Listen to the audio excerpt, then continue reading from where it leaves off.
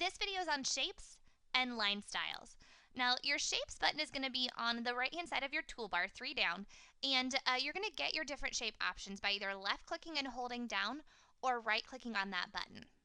You can see here I have a plethora of different shapes that I can choose from. I can have different types of lines. Now, when I choose a line, I can have just a plain old line, or I can have some arrows. And then some of the different shapes, you can have a rectangle or a triangle. Lots of different options. Just like I have different options with my shapes, I also have different options with my line styles. Now, what do I mean by a line style? It would be like the type of line that this segment has, the type of border that this shape has. Those are my line styles. And you can find those down underneath your color boxes on the left-hand side. I left click on that button and I have 3 different types of line styles. I have solid, dash, and square dot. So if I want a triangle with a dashed border, I choose those settings and then I make my shape, and there you have a dashed triangle. I can also make a square dot triangle, and I can use those different line styles on my different shapes. Now, if you want to get really fancy, you can change the colors of your shapes along with the line styles, and even the thickness and thinness of your border. So let's talk about that for a second. If I want a triangle and I want to change the color of it, maybe I want to have a different outside and inside of my triangle. Well, then you're going to look at these boxes right here.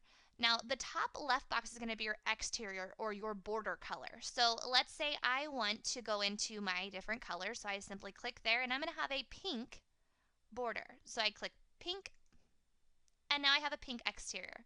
To get an interior color, or the inside, I'm going to left click on this bottom right hand box, and then I'm going to go in and let's just make it yellow for this. Now, your thickness and thinness slider that you use to make your pen tool thicker or your highlighter thicker, all the way to the right is really thick, all the way to the left is really thin. So I can change my border size by moving it over to the right and making it a little bit thicker. And then I can change my different line styles. Let's say I want a dashed border. So now when I create my triangle, I'm going to have a very different effect. Now, what's cool about your shapes and how it works inside of Mimio is that the settings that I made for my triangle, I can now use for my 5-pointed star if I want to. Or my ellipse. So all of those settings are set up and they'll stay in there and they'll stay in the memory bank until you change them. Now, with any of my shapes, I can edit this. If I want to change my ellipse and I want to have a blue exterior, I can do that. And I can even go into my line styles and make it back to a solid line.